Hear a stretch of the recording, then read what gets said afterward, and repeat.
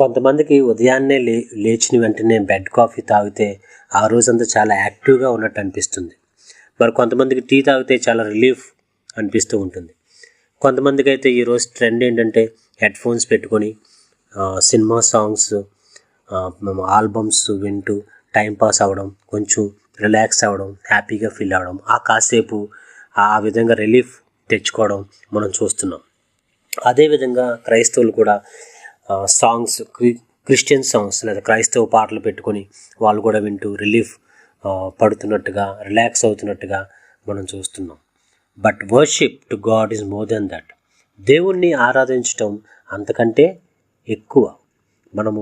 మనం just songs, దేవుని పాటలు విని సంతోషించడంతో సరిపెడితే కాదు. అది మనం ఆరాధిస్తున్నాము, దేవుణ్ణి వర్షిప్ చేస్తున్నాము అనుకుంటే పొరపాటే. Because worship is more than that.